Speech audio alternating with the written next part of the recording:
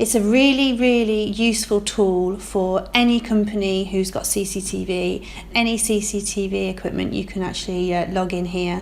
It doesn't have to be a particular brand. This is very useful for you to keep all of your CCTV assets in one place securely, so you can actually have a look at the maintenance logs, any kind of history you need of your assets. So here, very briefly, is a tour of the logbook itself. This is the CCTV management area, and we have the assets under here. Very quick tip for you is to actually populate these supporting assets first, so that you can actually choose from the drop down boxes that you'll see in a moment to attribute them to a camera or a server or what have you.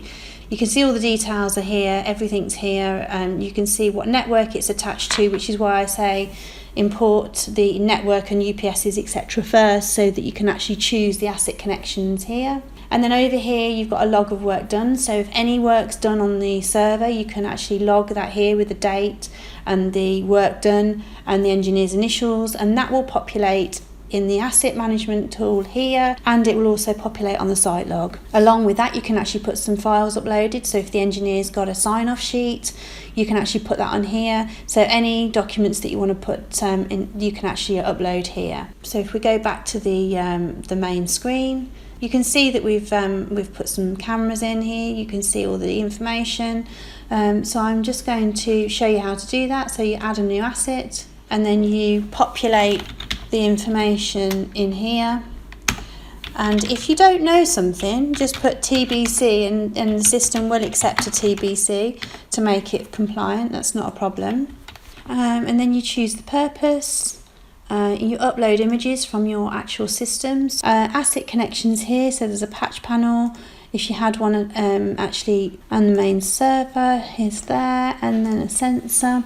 Choose the review frequency here, so monthly, weekly, quarterly, and save. And then you go along and do all of that for all of your assets. The really good thing at the moment is CCTV Logbook is offering a service to actually import your assets for you, so you don't have to worry about spending time on that. At the moment, we will actually import your assets for you and get you started and give you a free tour and spend some time handing over and training with you. So here we go with the site log. This is the site work log that I was telling you about earlier, and then we have the main server is the asset that was cleaned, everything was okay, and the initials of the engineer, everything there. So it's an auditable trail for your assets, and you can see what was done, when it was done. You can also add new work done here, so you can come into the site work log and put the asset activity in here as well. So if we go from the site work log to the documentation, in the documentation you can see all of the documents that have been uploaded, so you can see all the images, you can see any policies, any documents, anything that you put in here. It's all in one place and you can see it on the list. So you've then got the user management here, add or delete, so user or edit.